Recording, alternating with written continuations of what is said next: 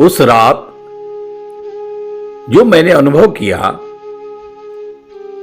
काशी की साधना की अंतिम रात, मां ने जो मेरे सिर पे हाथ रखा तो मेरी चेतना समाप्त हो गई थी।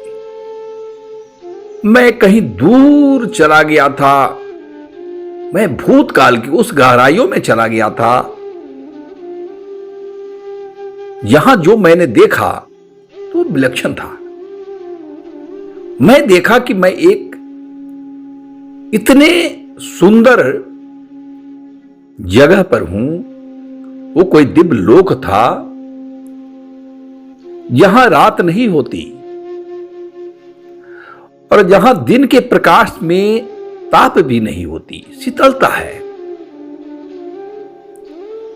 यहां प्रत्येक वायु जो हम ले रहे हैं सांसों के रूप में, उसको लेने की जरूरत नहीं है।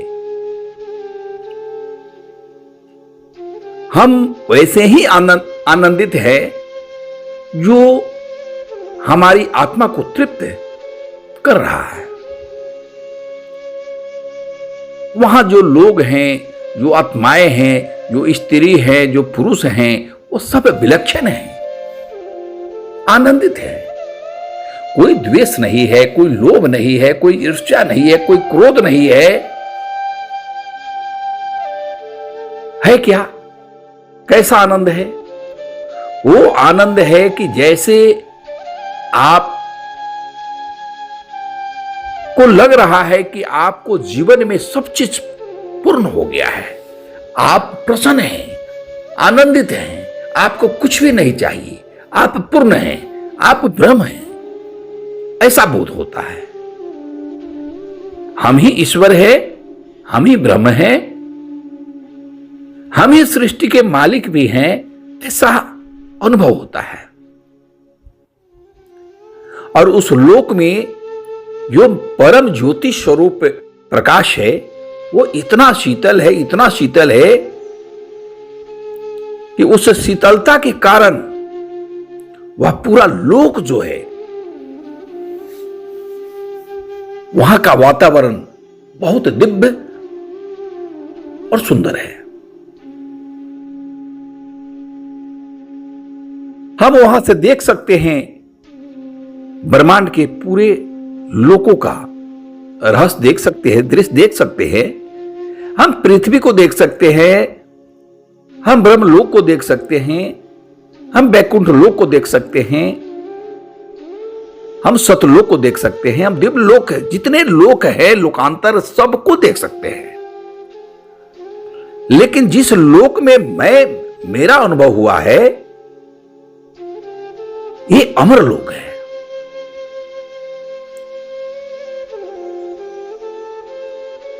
आत्मा का नाश नहीं होता है, यह सभी लोग जानते हैं।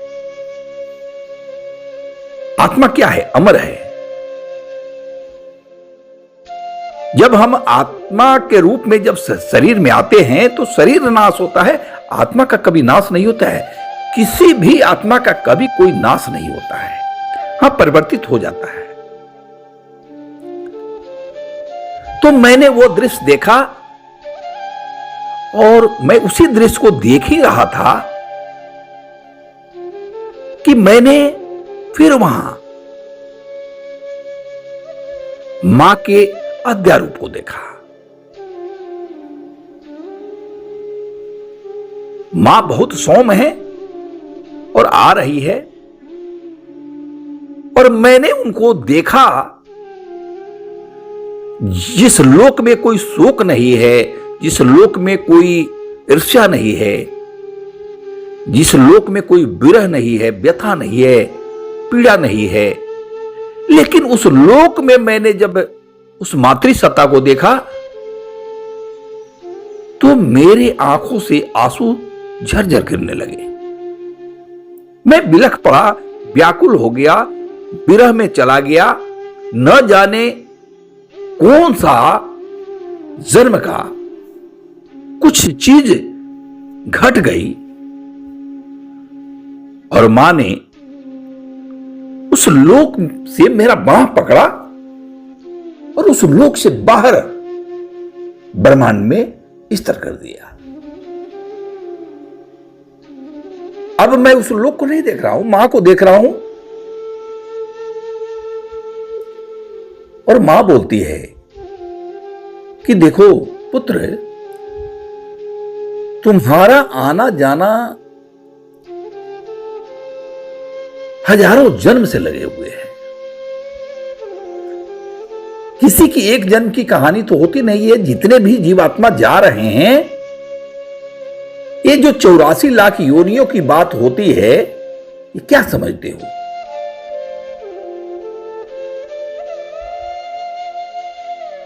जलचर हो, नभचर हो, मनुष्य हो, कीट पतंग, जितने भी इस सृष्टि में जीव हैं, उनका भी आना जाना है, उनके भी प्रारब्ध का भोग हो रहा है। जो जैसा करता है वैसे ही योनि प्राप्त होती है। जो पेड़ पौधे देख रहे हो, जो ईंट पत्थर देख रहे हो, सब में चेतना है। चेतना से रहित कोई चीज हो ही नहीं सकता है सृष्टि में। और चेतना से रहित अगर कोई चीज हो जाएगा तो उसका अस्तित्व रहेगा ही नहीं। यही तो महाविज्ञान है। तो पुत्र, अब तुमको पुनः जाना पड़ेगा, पृथ्वी पर जन्म लेना पड़ेगा। तुम्हारे पिछले कई जन्मों के जो लोग मित्र तुम्हारे सहयोगी हैं, उनके लिए तुम्हें जाना पड़ेगा और खुद अपने लिए भी तुम्हें जाना पड़ेगा।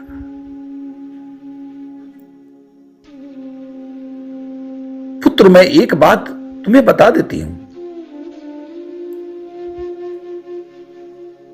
जब तुम पूरी तरह से मोह से मुक्त नहीं हो जाओगे, तब तक अमरलोक के आनंद का जो तुम आनंद ले रहे थे, वो भी अस्थाई नहीं हो सकता है पुत्र।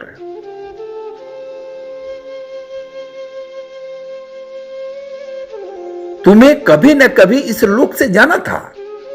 और जितने भी आत्माएं वहां हैं, अगर वो अस्थाई उनको बनना होगा तो उनके पूरे प्रारब्ध का क्षय होना जरूरी है।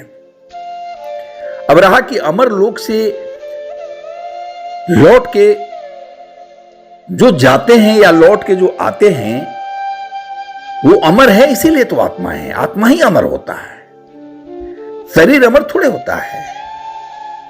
और जो शरीर अमर होता है, उनकी कहानी कभी मैं तुम्हें सुनाऊंगी। अब मैं तुम्हें इस कलयुग की बात बताने जा रही हूं कि तुम धरा पर जन्म लोगे और तुम्हें तुम्हारे बहुत सारे अपने पराये भी तुमसे भेंट होगा। तुम कैसे इस जीवन को समझ पाओगे, इस जीवन से निकल पाओगे? अनेक कठिनाइयां इस कलियुग में भरी हुई है पृथ्वी पर। कोई उसके माया से बाहर नहीं जा सकता है। अब तुम्हें वहां से निकलने के लिए एक ऐसी शक्ति का साथ चाहिए जो तुम्हें वहां से निकाल दे। और पुत्र, तुम्हें मालूम है कि तुमने पूर्व जन्म में, कई जन्मों में तुमने हनुमत शक्ति की उपासना की है। वही हनुमान जी महाराज अब तुम्हारे जीवन में, कलयुग में, तुम्हें सारे प्रारब्ध से मुक्ति दिलाने का काम करेंगे। हर जगह तुम्हारी सहायता करेंगे और तुम्हें उस अमर लोक में जाने का अस्थाई मार्ग बताएंगे। तुम्हें मातृसत्ता की उपासना के साथ तुम्हें लोगों को मदद करना पड़ेगा। लोगों के ऐसे ऐसे प्रारब्ध पड़े हुए हैं कि वो लोग निकल नहीं पाते हैं। अच्छे लोग, कलयुग में होता क्या है, कहने के लिए अच्छी अच्छी बातें बोलो, लेकिन उस पर काम नहीं कर सकते हो, सब उल्टा करोगे। कलयुग में जो जो लोग होंगे, ज्यादातर लोग पाखंड में लिप्त रहेंगे। वो दिखाने के लिए कुछ और, अंदर से कुछ और, ऐसी उनकी प्रकृति रहेगी। सभी साधु बनने का चाह रखेंगे, सभी गुरु बनने का चाह रखेंगे, लेकिन कोई अच्छा शिष्य बनने का चाह नहीं रखेगा। कोई अच्छा पुत्र नहीं बन सकता है, कोई अच्छा पिता नहीं बन सकता है, कोई अच्छी माता नहीं बन सकती है। और दैव संजोग से ही कलयुग में कोई अच्छा पिता, कोई अच्छी माता, कोई अच्छा पुत्र, कोई अच्छी पुत्रियां बनती है, कोई अच्छी पत्नी बनती है। सब एक दूसरे में कलयुग में कमी ढूंढते हैं और पूर्व जन्म के प्रारब्ध को भोगते हैं, कष्ट होता है। सभी ज्ञान की बड़ी बड़ी बातें करते हैं पुत्र, तो तुम्हें वहां जाकर चंद लोगों को जो तुम्हारे निकट आएंगे, तुम्हारे पिछले प्रारब्ध के कारण निकट आएंगे, मेरी कृपा के कारण निकट आएंगे, उन्हें तुम्हें मित्र बन के, पिता बनकर तुम्हें एक मार्ग देना होगा। यह जन्म तुम्हारे ऐसे कर्म बंधन में तुम्हें डालेगा कि तुम चिल्लाते चिल्लाते थक जाओगे, रोते रोते पीड़ित हो जाओगे, लेकिन तुम्हें शांति नहीं मिलेगी।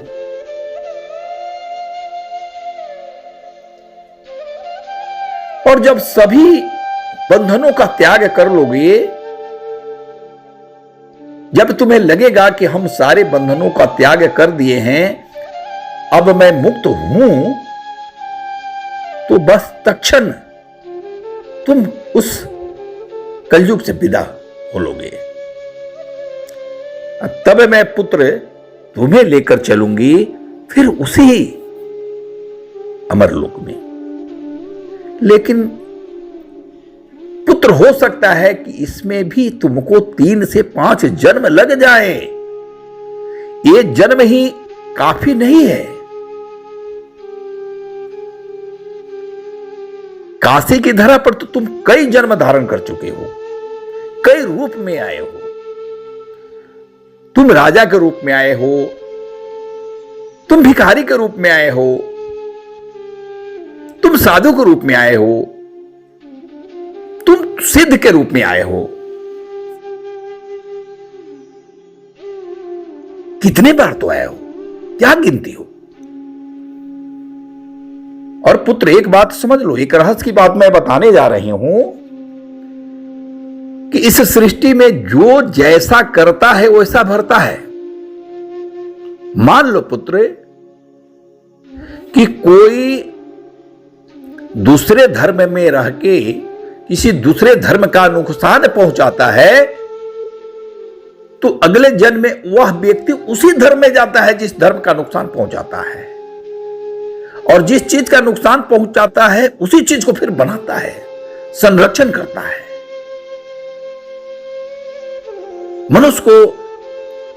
मनुष्य की चेतना रहते हुई भी मनुष्य की दृष्टि जब तक प्राप्त नहीं होती है, वो मनुष्य समझ नहीं पाता है। हम जिस धर्म से नफरत करते हैं उसी धर्म में हमको जाना पड़ता है। हम जिसकी बुराई करते हैं वही हमको ग्रहण करना पड़ता है। हम किसी को मारते हैं तो मुझे भी उससे मार खाना पड़ता है। अकारण तो कोई चीज जगत में नहीं होता है। हम प्रहार करेंगे तो वो प्रहार हम पर आएगा। हम दान करेंगे तो वह दान हमको मिलेगा। हम मारेंगे तो हमको कोई मारने वाला मिलेगा। हम अगर ईश्वर के लिए रोते हैं तो ईश्वर मेरे लिए रोएगा। हम अपने अगर माता पिता को अगर रिस्पेक्ट नहीं दिए हैं, आदर नहीं किए हैं, कर्तव्यों का पालन नहीं किए हैं, तो मेरी संतानें भी मेरी कदर नहीं करेगी। मैं अपने पत्नी का अगर सम्मान नहीं करता हूं, तो अगले जन्म में वही पत्नी मेरी सम्मान नहीं करेगी। मैं पीड़ित करूंगा तो मैं पीड़ित होऊंगा उसी से। यह सृष्टि का रहस्य है। हम जिस पद पर बैठ के दम्भ में, अहंकार में ये समझते हैं कि हम अभी पावर में हैं, पैसे में हैं, हम ताकत में हैं, हम सब कुछ कर सकते हैं, लेकिन करने के लिए तो आप कीजिएगा, फिर वह प्रहार, वह चीज आपको ही बर्दाश्त करना होगा, आपको ही रोना पड़ेगा, आपको ही कष्ट सहना पड़ेगा। फिर फायदा क्या है? अहंकार एक विस्फोट है, क्रोध एक विस्फोट है, लालच एक विस्फोट है। पूरा दुनिया को नष्ट करने के लिए ये लोभ और लालच और अहंकार प्रबल है। सृष्टि प्रेम चाहती है, सृष्टि में प्रेम चाहिए, सृष्टि में त्याग चाहिए। सृष्टि को समझने के लिए शिवत्व चाहिए, दासत्व चाहिए।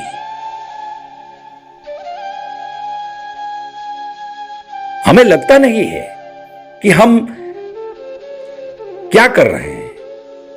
जोश है, जवानी का जोश होता है, पैसे का जोश होता है, ताकत का जोश होता है।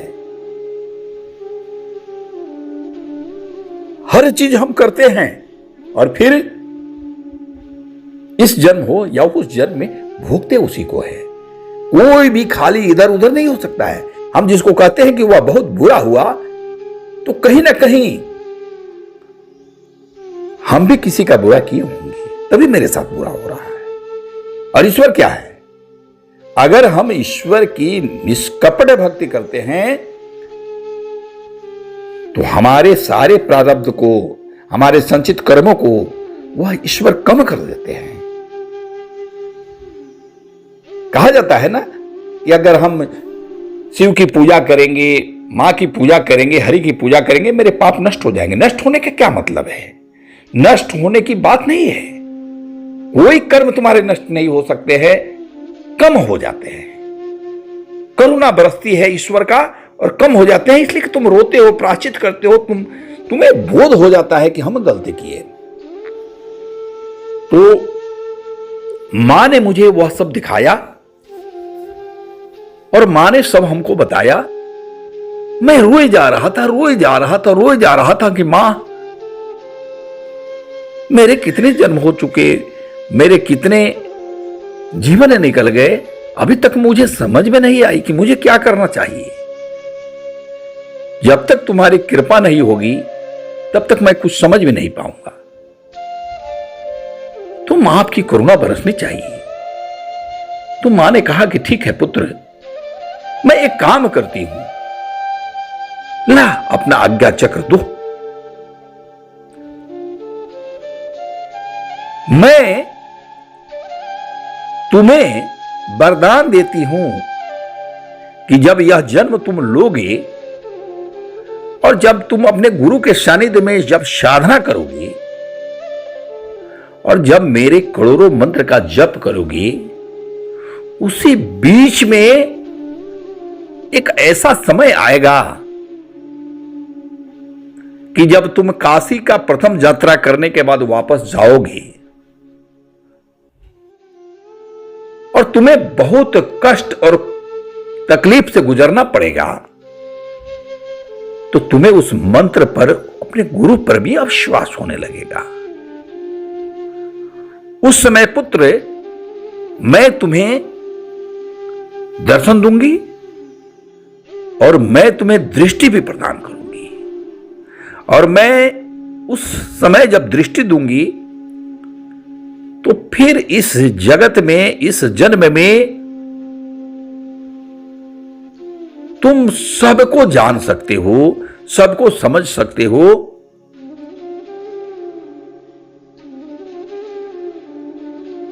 तुम्हारी चेतना का विस्तार होने लगेगा। और तुम्हारा पात नहीं होगा, ना अहंकार से, न लोभ से, न लालच से, न क्रोध से, न मोह से। इसलिए कि तुम्हारे जैसे व्यक्ति जब संसार में बहुत सारे लोग जब जाते हैं तो उनकी बातें लोग समझते नहीं हैं। तुम अच्छी बात बोलोगे, लोगों को बुरा लगेगा, अकारण लोग दुश्मन बन जाएंगे, धार्मिक लोग ही तुम्हारे दुश्मन बन जाएंगे। जिसकी तुम मदद करने के लिए जाओगे वही तुम्हारे अकारण शत्रु बन जाएंगे। इसका कारण है कि सब अहंकारी लोग कलयुग में धर्म के क्षेत्र में भी रहेंगे। लेकिन तुम्हें दृष्टि होने का सबसे बड़ा लाभ होगा कि तुम अच्छे लोगों को जब जान जाओगे तो उसे आगे बढ़ाने का कार्य करोगे और अपने जीवन में अपने जीवन को समझ जाओगे तो अपने कर्तव्य का पालन करते हुए फिर पुनः पुत्र मेरे पास आओगे, मैं तुम्हें फिर वहां ले चलूंगी। और ऐसी बात सुन के मैं मां के चरणों को पकड़ के रोने लगा। और जब मेरी आंख खुली तो वही मेरे मित्र जो है काशी के घाट पर मुझसे पूछ रहे थे कि क्या हुआ आपको। तो मैंने उन्हें बता रहा था कि मां आई थी और उन्होंने उन्होंने एक घटना दिखाई, एक ज्योति का दर्शन कराई और मेरे सिर पे हाथ रखी और मैं कहां चला गया मुझे समझ में नहीं आया। ऐसा जीवन में होता है। ये अनुभव बताने के पीछे मेरा अपना मंशा यही है कि समय रहते अगर लोग समझ जाए कि जीवन क्या होना चाहिए तो गलती कम करेंगे। गलती करेंगे लेकिन कम करेंगे, मिलजुल कर रहेंगे। लोभ और लालच और ईर्ष्या और क्रोध और अहंकार ये सब क्या है? विनाश का जड़ है। तो मैं वहां से काशी से चलने वाला था, लेकिन उसी समय मुझे आभास हुआ कि आज का समय कोई हमसे मिलने के लिए भी बेचैन है। कोई शक्ति है जो काशी में ये रोक रही है कि आज भर रुक जाओ, मुझे तुमसे कुछ बात करनी है। और हम सारे मित्र जो है दिन भर अपना कोई ना कोई कार्यक्रम बनाए। साधना तो समाप्त हो गई थी, लौटना तो था ही, लेकिन हुआ कि कल हम लोग लौटेंगे। तो आज मैंने एक जगह अपने लिए चुना कि मैं आज केदार घाट जाऊंगा, हरिश्चंद्र घाट के बगल में, और मैं एकांत जाऊंगा। अपने मित्रों से मैंने बोल दिया था कि मैं रात में लौटूंगा नहीं, कल सुबह हम लोग चलेंगे।